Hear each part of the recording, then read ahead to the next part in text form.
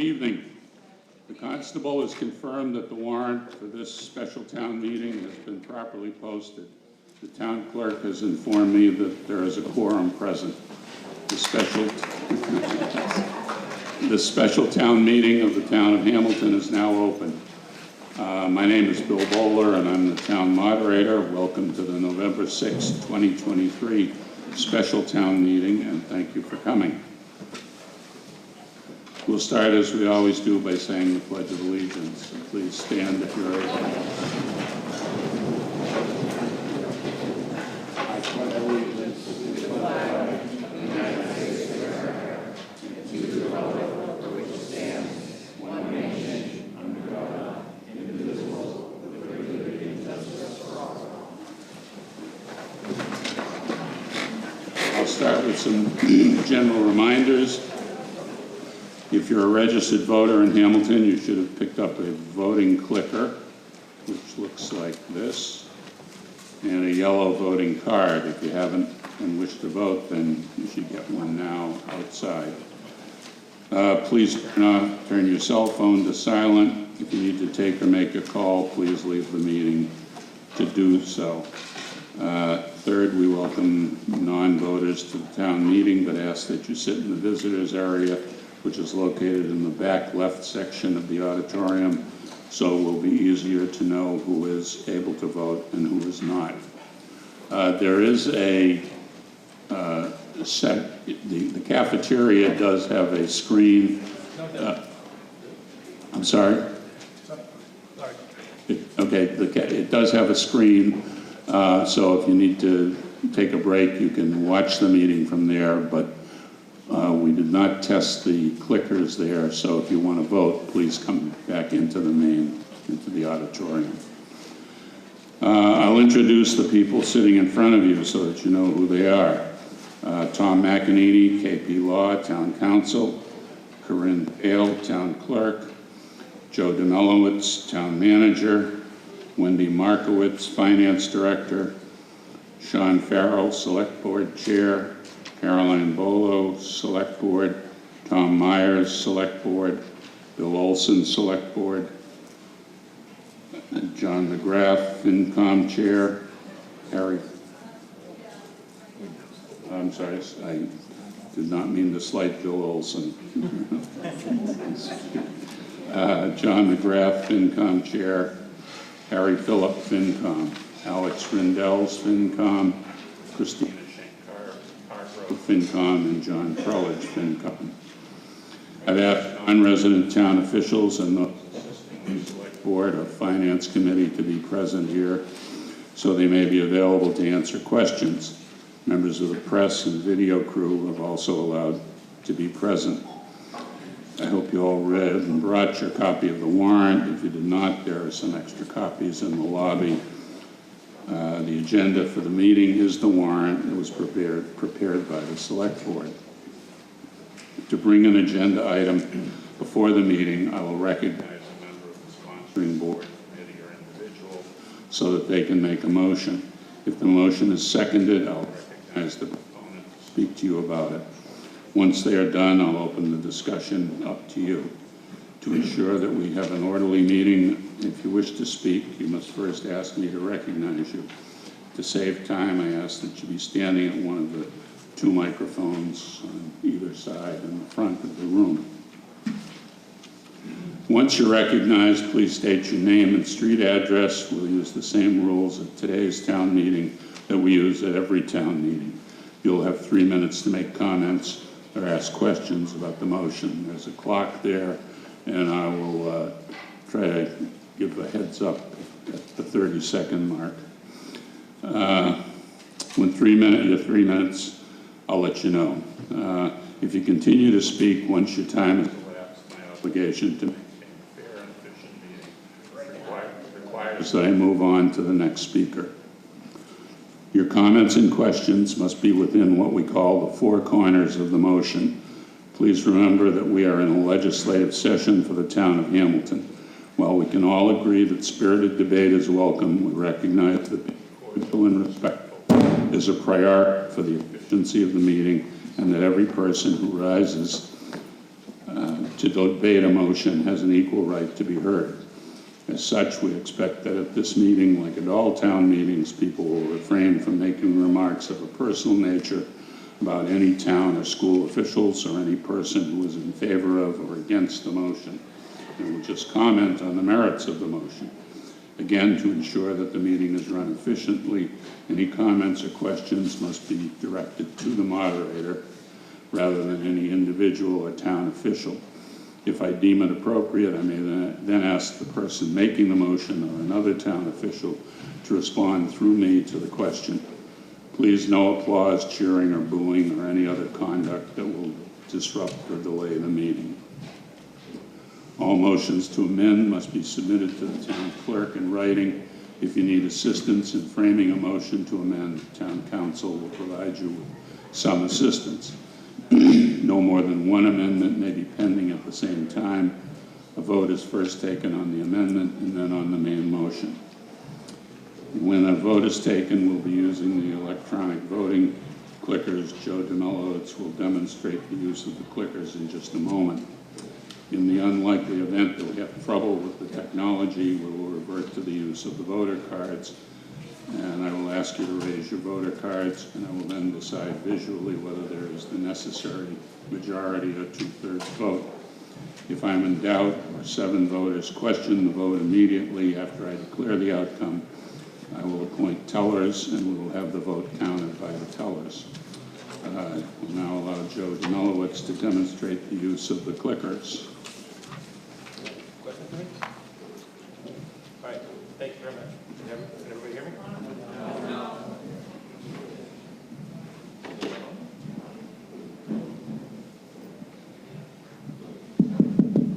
Okay, it's on. All right. Laura, do we have a question that we can test the clickers with? No. I have to say something. I have a space here. Okay. So we're going to just do a real quick, simple yes or no, right? So you have a yes button and a no button on your clicker. I'm going to ask you to tell me if your favorite ice cream flavor is chocolate, yes or no.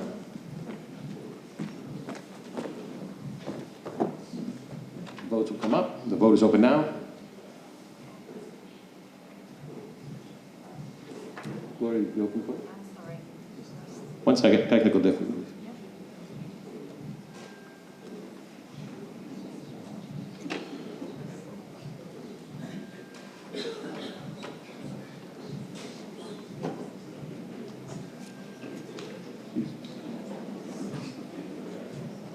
There we go. Got it.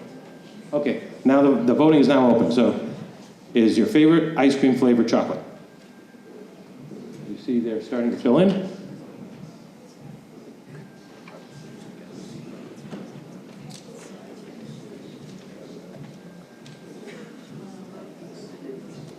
Right, close the voting. And we have only 36 people who like chocolate. Well.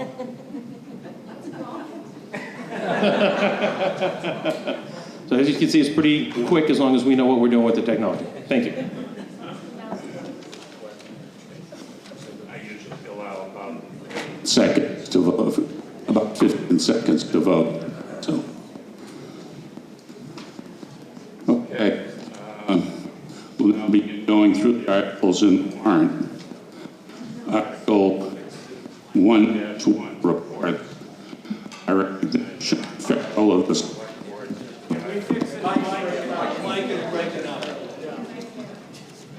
Maybe you get right up better. Is this better? Okay. Article 1-1. I recognize Sean Farrell of the Select Board to provide a report on the Brownsville Overlay District. Thank you, Mr. Moderator. Tonight, I'm just going to give you a brief status update on the Brownsville Overlay District bylaw that the Planning Board's been working on. Marnie Crouch, the chair of the Planning Board, shared a quick memo with me, and basically I'm going to read kind of what we've talked about combined here to give you kind of a status update. We've spoken about it previously. Some of you are paying attention to the Gordon Conwell Theological Seminary property sale or potential property sale that's been going on over the last year or so. I'm just going to give you a brief kind of update on where we are with that process of rezoning that area. In the summer of 2022, representatives from Gordon Conwell Theological Seminary and town officials began discussing an independent assessment of the highest and best reuse of the seminary's property to maximize social, environmental, and economic benefits to the town and the seminary. The group agreed to jointly finance outside expertise to conduct a strategic assessment of viable commercial and residential development options. In that fall of 2022, the town and the seminary engaged Barry Abramson and David Gamble as consultants to perform a market assessment of potential real estate reuse options. This included cost-benefit and physical analysis of the site. In the meantime, the town hired a land use attorney, Jonathan Whitten, who we've been working with, and he's been advising the town and the planning board on developing a bylaw and helping to create a development agreement for the reuse of the property. The planning board conducted a visioning session and produced some guiding principles for the development of the site, as well as a list of preferences regarding keeping heritage landscapes, buffers, public access, and several other items gained from the discussion and public input. Over the next few months, the planning board developed has developed illustrative plan maps showing alternative development scenarios that respond to the consultant's recommendations, as well as keeping the goal to protect the unique character of the site, minimize land disturbance, accommodate the concerns voiced by abutters, and allow flexibility and reuse options that provide a maximum financial benefit to the town and the seminary.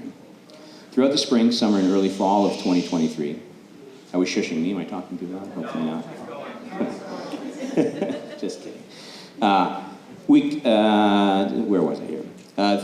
We produced some concept plans based on either illustrative plan maps produced by the planning board or their own concept plans for the site. To encourage planned and orderly development, various planning tools such as by-right development, site plan review, and special permits were incorporated into the bylaw. To encourage the use of illustrative plan maps, an abbreviated special permit process was set forth in the bylaw allowing the planning board to expeditiously determine that developers using those maps presumptively satisfied certain provisions of the bylaw. Basically what that means is the planning board thought of very different scenarios for development that could happen on the site, and as long as developers come in and look at those plans and use them, the planning board would expedite their planning process because it's already basically been approved and planned by the planning board. Gordon Conwell Seminary is currently engaged with Cushman & Wakefield for the sale of the property and has received interest for residential development mainly. In addition, they recently announced that they had intended to remain on a portion of the campus, utilizing the retreat house, program hall, and care hall. The planning board intends to continue its work on the overlay district and to finalize the metrics for development on the campus. Once the seminary has presented it with concrete plans for the site, and the planning board will hold more public meetings on the proposed bylaw with the goal of reaching a consensus about the proposed bylaw. The planning board hopes to conclude the process with the formal public hearing section for the proposed bylaw with the intention of presenting it for approval at annual town meeting. Meanwhile, the select board and Gordon Conwell Theological Seminary will finalize a development agreement that will also be presented at town meeting as it is integral to the success of the overlay district bylaw.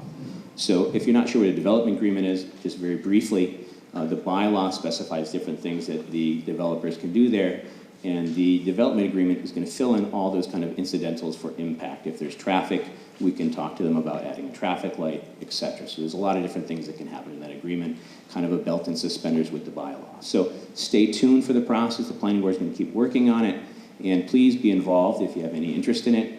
Look for planning board agendas. You can sign up on Code Red online, or you can just pay attention to our website. But please be involved if you have any concerns about the development and the overlay. Thank you very much. Thank you, Mr. Farrell. Articles for consent motion. Hearing no motion. Not working. You want a trade bill?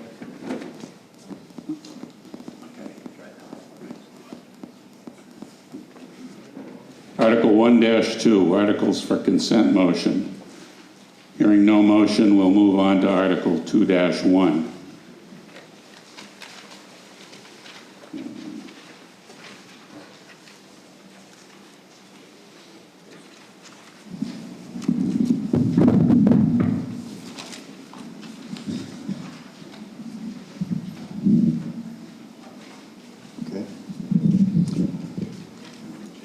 I move that the town transfer the sum of, Hold on one second.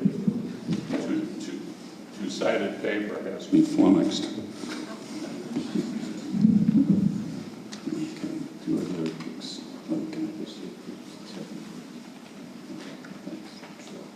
Okay. Article 2-1, prior year bills. I recognize John McGrath of the Finance and Advisory Committee. Thank you, Mr. Moderator. I move that the town transfer the sum of $13,248.78 from free cash to pay unpaid bills from fiscal year 2022 for Quadrant Health Strategies in the amount of $593, and also from fiscal year 2022 for Greenbacher in the amount of $12,655.78, respectively. Is there a second? I'll just make one comment, Mr. Moderator. Every year when we come to this unpaid bill article, I'm amazed at how few bills there are, and I think I attribute that to the financial department doing some great work in managing the fiscal affairs of the town. So these bills obviously are debts of the town, and they must be paid, and they'll have a negligible impact on the financial health of the town. So that's all I have. Thank you, Mr. Moderator. Thank you. Are there any questions or discussion? This requires a 9/10 vote. So I believe we're ready to vote. The voting is now open.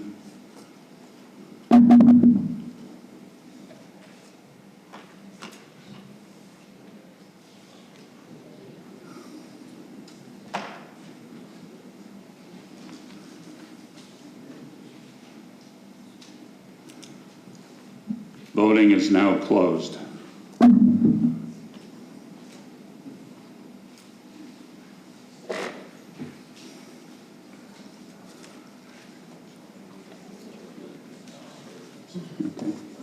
Okay.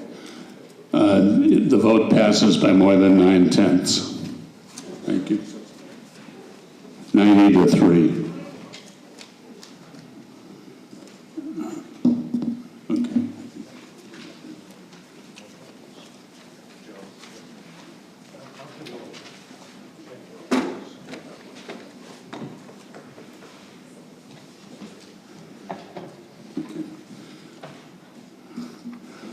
Article 2-2, Community Preservation Town Hall Building Project. I recognize, excuse me. The next two articles, 2-2 and 2-3, relate to the proposed town hall project.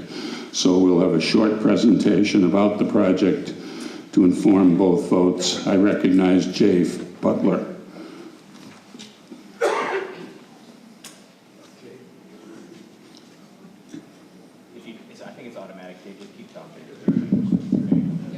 Jay Butler, 78 Olcott Road, Chair of the Community Preservation Committee.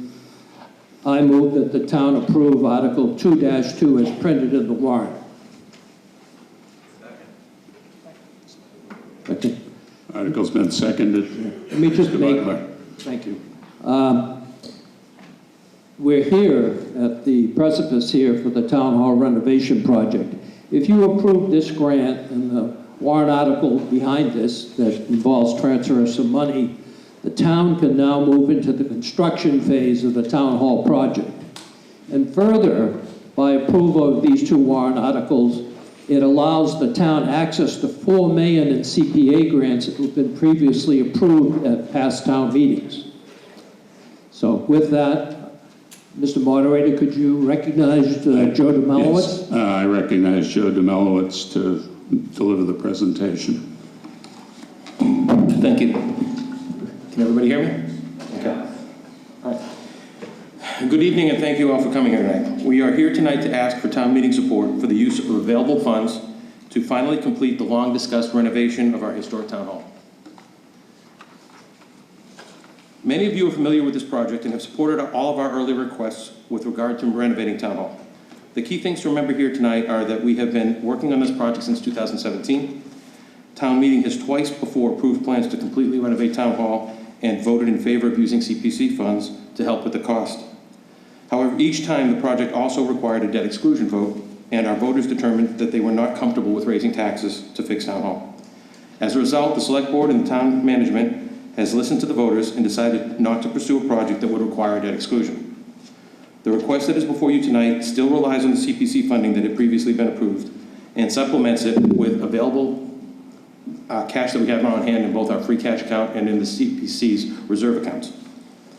This project is basically what we've done is we split up the previous project into two projects. One is a renovation and restoration project, and the other will be a second separate decarbonization project. The renovations in this project focus on accessibility, making the building accessible to our mobility impaired residents, rehabilitation of the exterior physical plant, and other code requirements such as sprinklers, fire suppression, appropriate restroom usage, fixing the structure of the building, which is weakened in some places. Okay, yeah, good job. You're right on time. Next slide. This exterior view looks at the building from the side where the current handicapped accessible ramp is. What you see here is a new handicapped accessible ramp that wraps around the back of the building, and to your left is a elevator addition to the building. So it would be an addition to the building that will go from the basement all the way up to the top of the building, all accessible to all floors. Next slide. The new plan includes items like ADA improvements, fire suppression, renovation of a new second floor meeting space. As I mentioned, there are structural building issues with deflection of the walls, so we need to tie the walls back together. We need to provide better storage space for the town. So this takes care of all those basic things. It improves the septic system, upgrades the restroom facilities so there are restrooms on all floors as is required by code. We did have to leave some things out, and those are the things that we talk about at the decarbonization project. It's a separate project. We are working now with an energy services company on a project that will address those needs without the need for tax increase. By separating the decarbonization project out from the main project, we are better able to use our available resources on this phase, and we can take advantage of grant funds and other available financing mechanisms that are allowed for making energy improvements and energy efficiency motives. So things like the HVAC system, the mechanical structures in the building will be upgraded as part of that energy efficiency decarbonization project. Here's a view of the town hall basement. The view of the basement shows improved storage and restroom facilities and access via the new elevator. This is the view of the town hall first floor. The first floor becomes the home to all of the major offices that most people who visit town hall come here for. The assessing department, town clerk, treasurer's offices, as well as we'll be moving the planning and conservation offices downstairs and creating offices for the public works department. On the second floor, we get a new, expanded, and improved public meeting space, restrooms, and offices for the town manager and finance director departments. Yeah. This shows you an artist's depiction of what the second floor meeting room would look like. Obviously, our current meeting space is limited. We can only fit about 40 people or so in there comfortably. This new room will handle well over 80 people comfortably, as well as the boards and committees. So that's helpful to us being able to engage with the residents. The next slide shows a landscape and parking plan. The exterior grounds will include an upgraded septic system, additional parking at the rear of the lot, and some amount of site work and landscaping to enhance the beauty of the town hall. And on this last slide, you see a kind of restored physical plant on the outside. We have rotting fascia and other issues. We have roof repairs that need to be made. The building needs to be painted. That will all be addressed as part of this phase of the plan. The ask here is for $500,000 from CPC funds in this article, and in the next article is for $2 million in free cash for a total project cost of $6.5 million with the asks tonight and the previously approved $4 million in CPC. So we're able to take questions. Mr. Demowitz or Mr. Pudler, for the record, was there a vote of the CPC on this? Yeah, so the CPC the Finance and Advisory Committee, the Select Board, and the Capital Committee have all reviewed this latest proposal and have all voted unanimously to support the plan. Again, this takes and does what the building needs right away, and then we can focus on other aspects that we can get done, get funded in a different way, and not have to tax the poor use of words there, we not have to raise taxes to be able to address the other needs. Thank you. Any questions or comments? Mr. McGrath. Just a couple of quick comments. The FinCom provided an extensive review of both articles in your warrant book, so feel free to read through that. A couple of quick points. We felt really comfortable supporting this project, and there were two aspects to that. One was the town listened to the ballot votes in 20 and 21 that said we don't want to take on debt. So the town then proceeded to thoughtfully wait and allow additional free cash to become available. So I think that's a good message from our standpoint. That is, the voters spoke, the town listened, and came back with a thoughtful financing approach, no debt. The second piece, and Joe mentioned it, was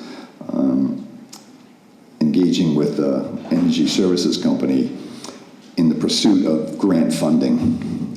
So the town, in essence, took a creative approach to finance this project, which would reduce the burden on the town taxpayers. So hats off to the town management and the select board for altering the approach and lessening the burden on the town taxpayers. So the FinCom unanimously supports moving forward with the project.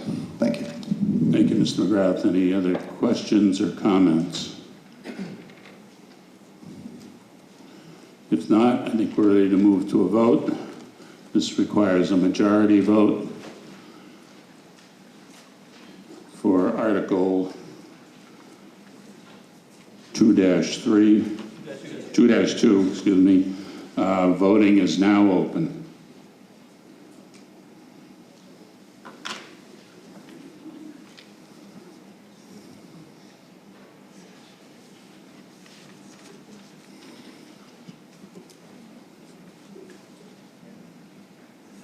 Voting is now closed.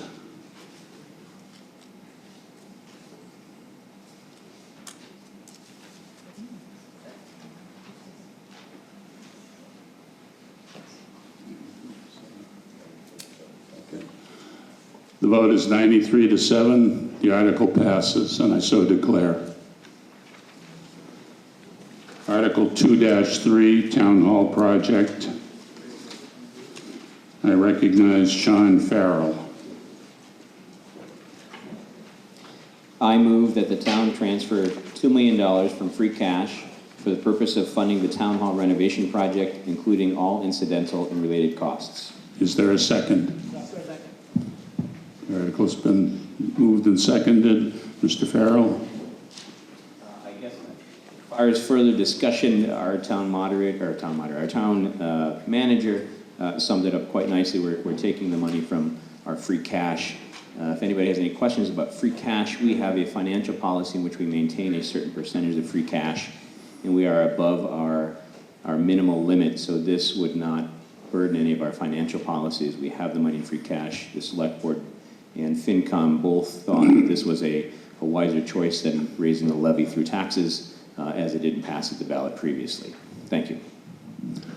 Any questions or discussion? Hearing none, I think we're ready for a vote. This again requires a majority vote. Voting is now open.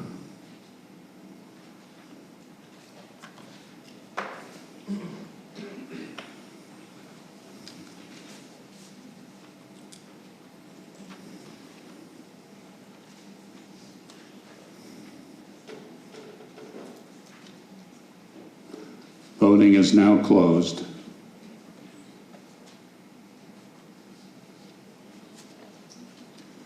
The vote is 95-7. The article passes, and I so declare. Article 3-1, General Bylaws, Amendment to Stormwater Management Bylaw. I recognize Marnie Crouch.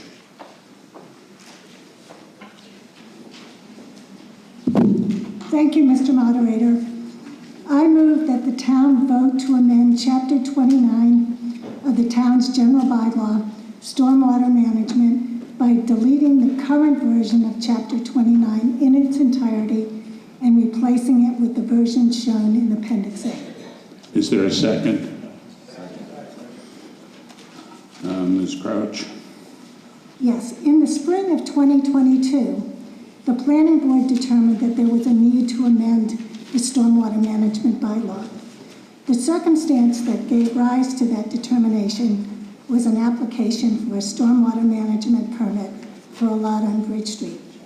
The planning board conducted several meetings and engaged a peer reviewer, but the applicant subsequently withdrew its application for a permit, having produced a survey that established that it had not exceeded the threshold for a permit under the existing bylaw, namely construction activity that would disturb more than 1 acre of land. In carefully reviewing the bylaw, the planning board found that although the bylaw contained language requiring a permit if less than 1 acre of land was disturbed under a common plan of development or sale, the bylaw did not contain a definition of a common plan of development or sale, and the enforcement section of the bylaw did not explicitly provide a remedy under that circumstance. The board recognized that there were loopholes in the stormwater management bylaw that needed to be closed. More importantly, it also recognized that remaining land in Hamilton likely would contain steep slopes like the ones on Bridge Street or exhibit other characteristics that might pose risk to the town's natural resources if development occurred without a robust and unambiguous stormwater management bylaw.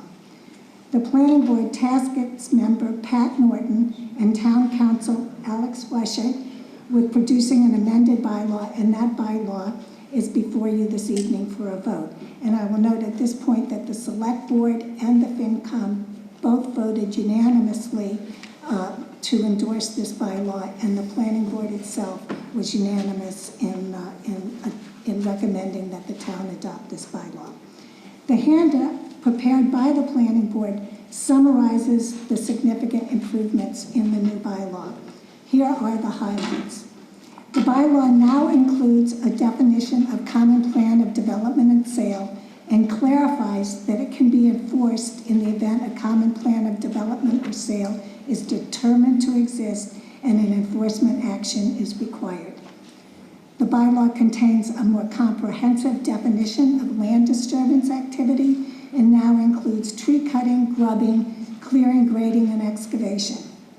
The bylaw adds an improved definition of slope, and more significantly, it creates a more comprehensive applicability section that requires an administrative land disturbance review for acreage between 5,000 square feet and slightly less than 1 acre of land to determine whether a stormwater management permit is needed or whether administrative land disturbance approval suffices.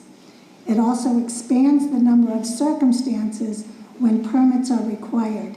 These circumstances include, but are not limited to, disturbances tied to the steepness of slopes on land that is to be developed, even if the amount of land is less than 1 acre, as well as land disturbances that add significant impervious surfaces to a site and thereby increase the risk of runoff and detriment to our natural resources. The bylaw now includes a reference to the Massachusetts Stormwater Management Handbook, which prioritizes environmentally sensitive site design for the development of stormwater management systems plans. It expands the enforcement section to specifically address all the threshold circumstances contained in the applicability section. And finally, there is a specific provision for the imposition of a municipal land on property for the recovery of any costs incurred by the town for abatement or remediation after notice to a developer and an opportunity to contest the costs incurred. Thank you. Are there any questions or comments?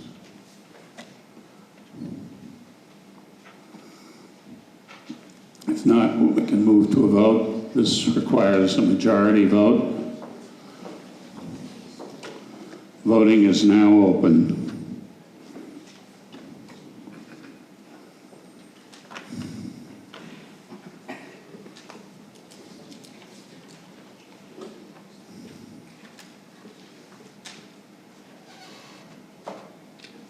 Voting is now closed.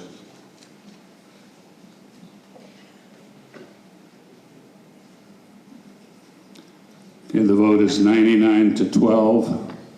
The motion passes, and I so declare.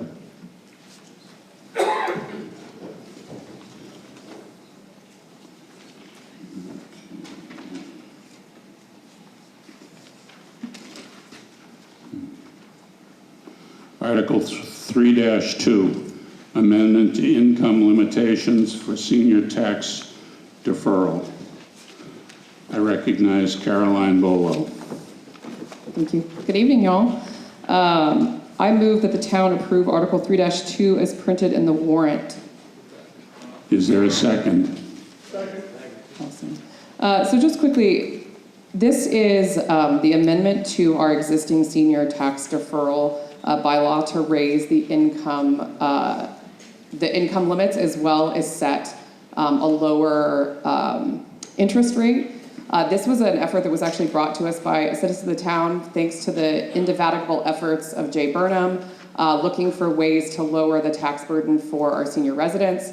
He brought this to the town months ago, and then we've sort of socialized it in coordination with Jay across multiple boards to finally get it to where it is today. And this is sort of the first of two articles that you'll see associated with the senior tax deferral program, and I believe Jay is going to come up for the next article to explain a little bit more. But this currently takes our income limit from $59,000 to $64,000, and then sets that interest rate at 2%. So that's what this first article is in reference to. Thank you. Are there any questions or comments?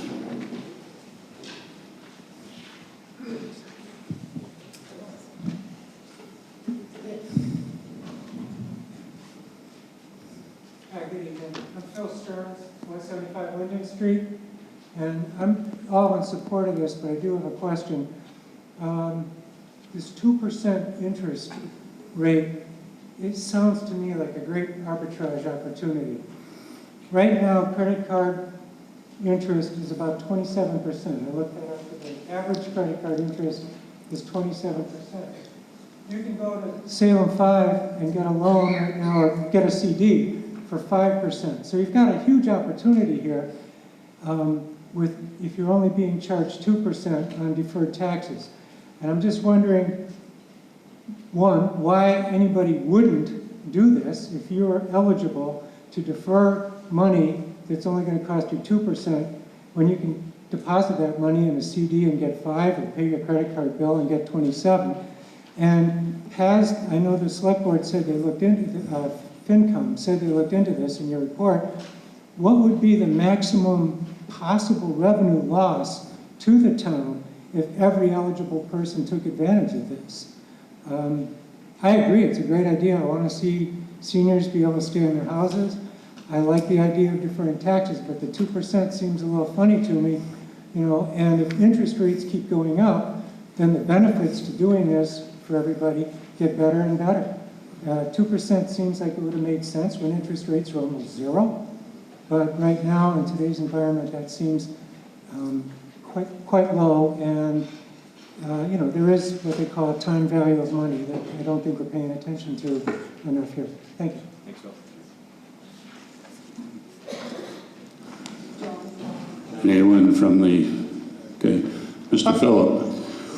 We don't have an exact number about the maximum usage that could exist from this. What we did do was review other towns that have similar terms here and their usage, and under that usage, we have no concerns from a cash flow perspective for the town. And further, this current usage in the town is incredibly low right now, so there's no concerns here from FinCom.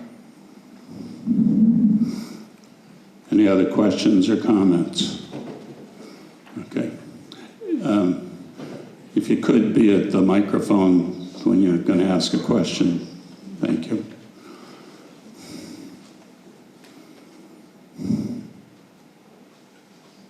James Collins, 5 Paddock Lane. I think I must be missing something here because I don't understand why raising the income threshold is a benefit to seniors instead of lowering it. Can somebody explain that to me? Yeah, so it's raising who will qualify. So right now you have to have an income of $59,000 or less. We're increasing that in this first article by $5,000 to $64,000, so more folks will be eligible to apply for the senior tax deferral program. Because right now, if your household income was $60,000 instead of $59,000, you would not be eligible for the program. Whereas when we raise those limits, it means more folks are eligible for the program. Oh, so it means if your income is less than whatever this number is? Yes. I thought Yes, it was sir. the other way around.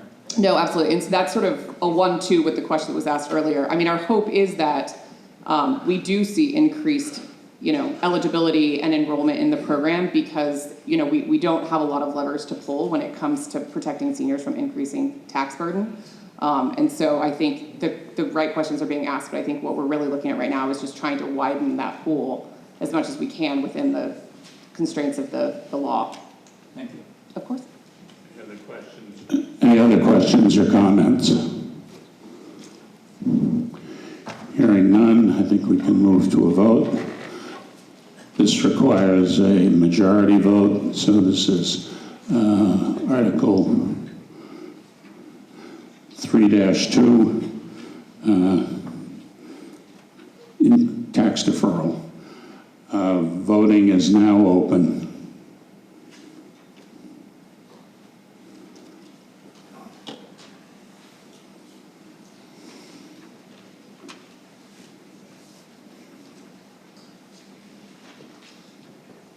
Voting is now closed.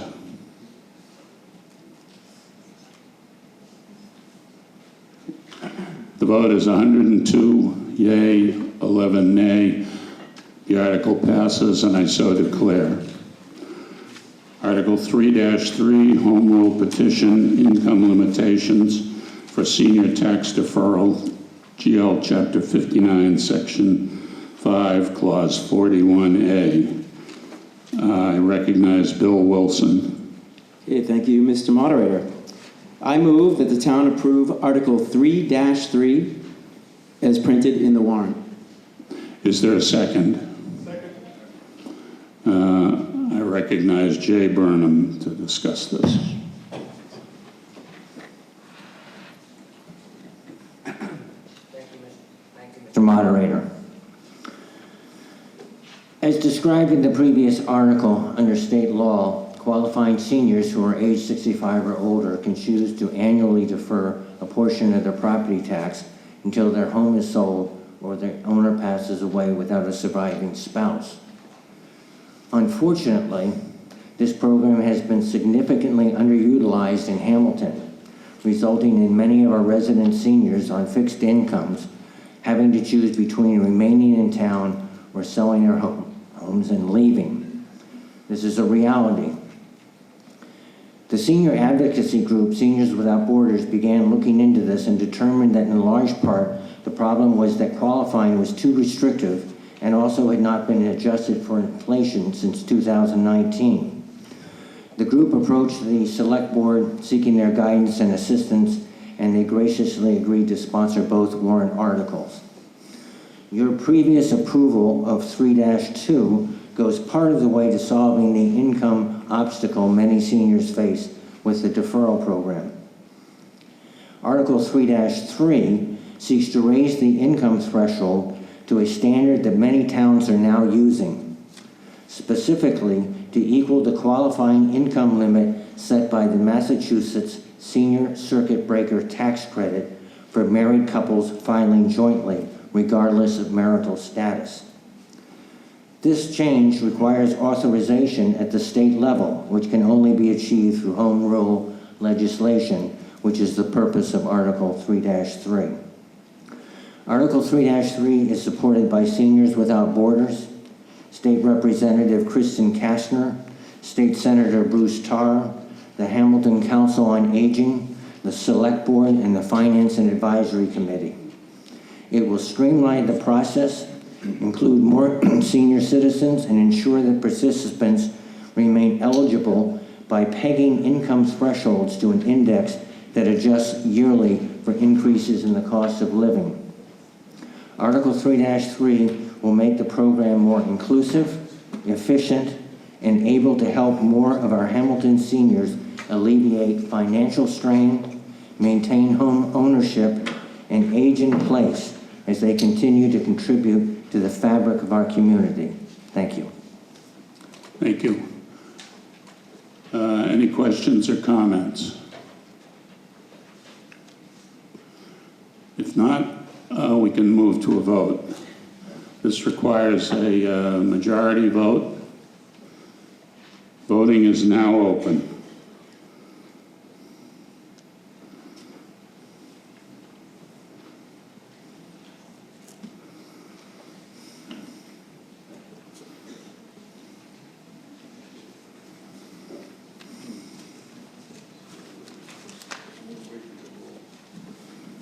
Voting is now closed.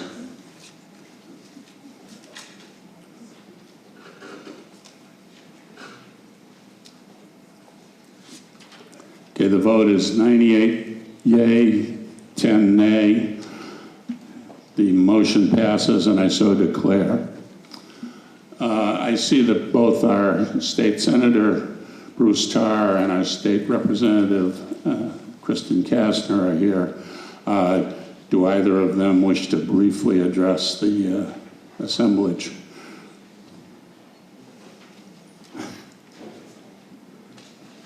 If you could come up, Mr. Senator Tarr.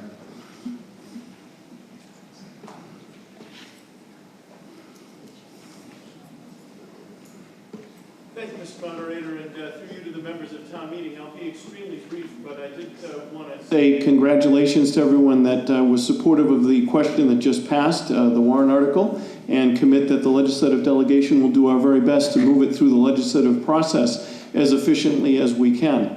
That being said, I just want to thank everyone for coming out to town meeting and taking the steps that are necessary to guide the future of this community. I know that you've made a very big decision tonight relative to municipal infrastructure, and I know that was a thoughtful decision and one that everyone participated in. And I would inform folks that the formal legislative session will end on November 15th, and I know some will view that as good news, and others may view it as not as good news. But at any rate, thank you for allowing me to share a couple thoughts, Mr. Moderator. It is an honor to represent everybody here tonight. Thank you. Thank you, Senator Tarr.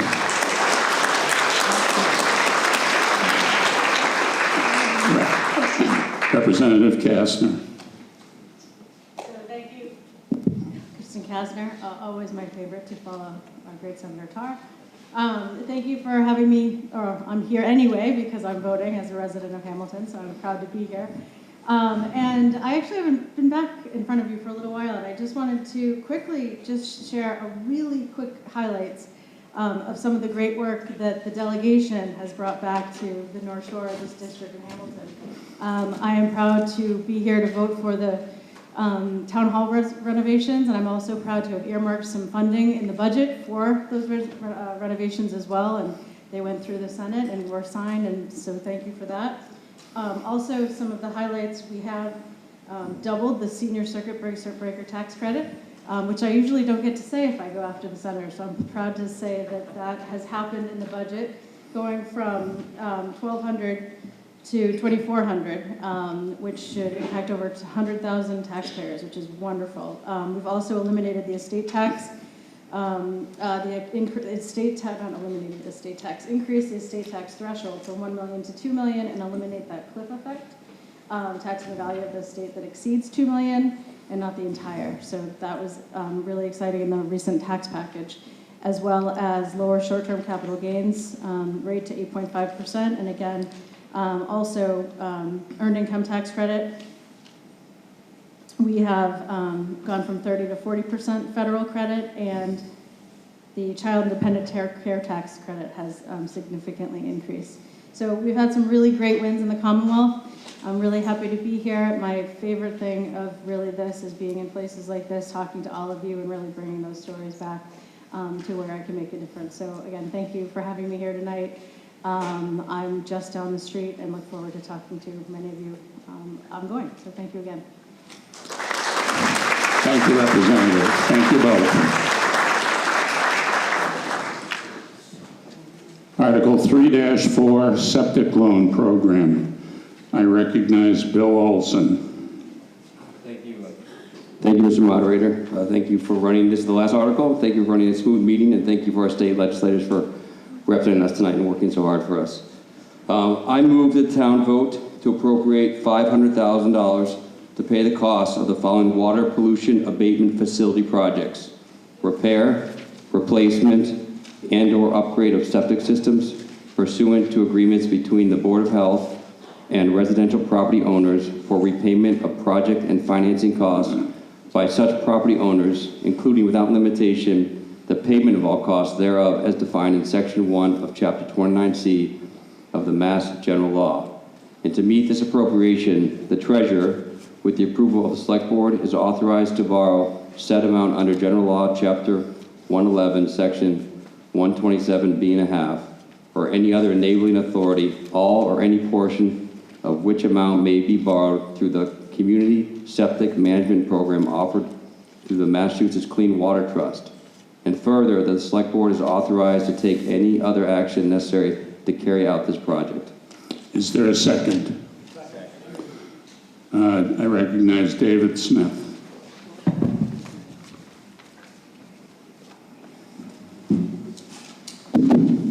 Okay. My name is David Smith. I live at 27 Home Street. I'm chair of the Board of Health, and I appreciate everyone still being here for this final article. If you vote to approve this article, it would allow the creation of a community septic management betterment loan program that will offer Hamilton homeowners access to low interest rate long-term loans to repair or replace their septic system, which has failed the state Title V inspection. All, and by that I mean 100%, of the money for these loans would come from the Commonwealth of Massachusetts Clean Water Trust. Not a penny would come from the town. So that means this program would not increase your taxes, period. It won't involve extra expenses for the town above what's already budgeted in the amounts for staff. And a further important benefit of this program is that it would, of course, help improve our environment. Now, just in case you don't know, from $30,000 to $40,000 or even more is what any homeowner who's had to replace their septic system will tell you that it costs after a system has failed the Title V inspection. And so again, this board, this program would provide Hamilton homeowners with access to a loan to help pay for that cost. I'm sure you're wondering, well, is there really a need for this program in town?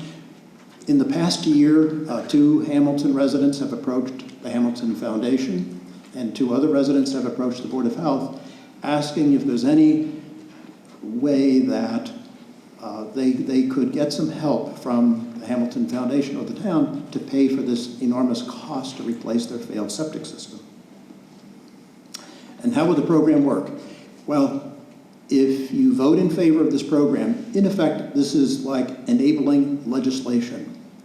And if you approve the program, then town government goes to work to develop the details of how this program would be structured. So the select board, FinCom, town manager, finance director, town council, board of health, those folks will be involved in actually creating the details of the program, the eligibility criteria and the terms and conditions of the loan. And that would be a very transparent process that would follow the enactment of this program.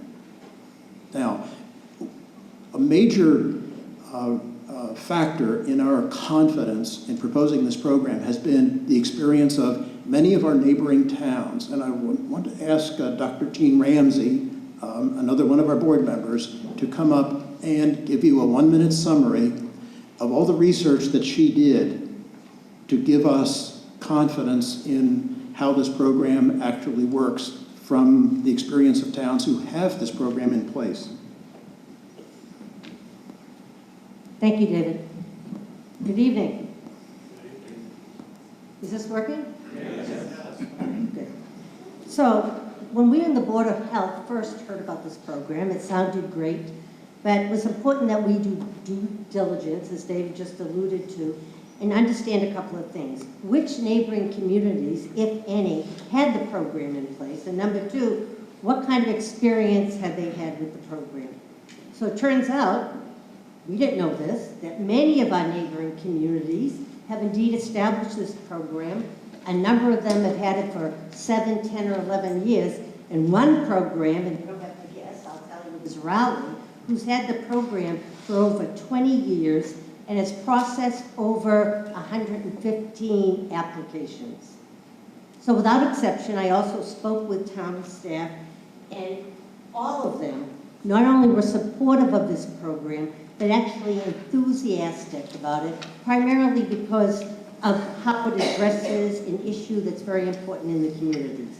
No one expressed any regret.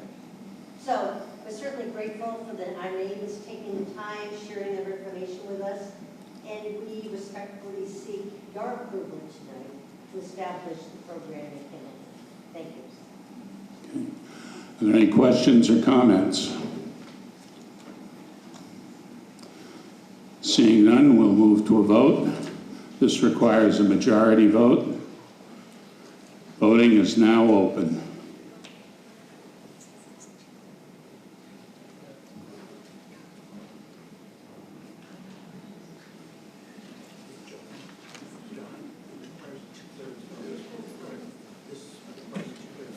Voting is now closed. Does this require two-thirds vote? Two-thirds. Okay, I'm sorry. This requires it. Let's start over. Let's wipe the slate clean. I'd like to say it's been a long night, but this requires a 2/3 vote. Voting is now open. Wait, stop a minute, pause.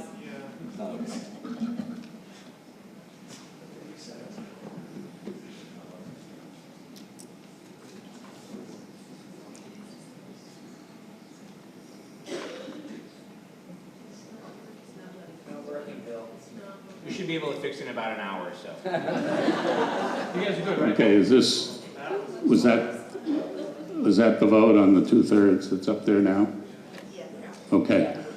Okay, voting is now closed. The vote is 91 yay, 4 nay. The vote received 2/3. The motion passes, and I so declare. Before we dissolve, I'd just like to thank everyone that helps to set up these meetings.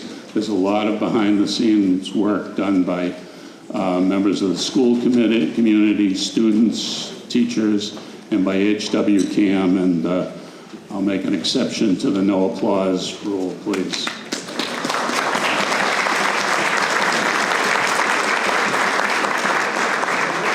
Is there a motion to dissolve?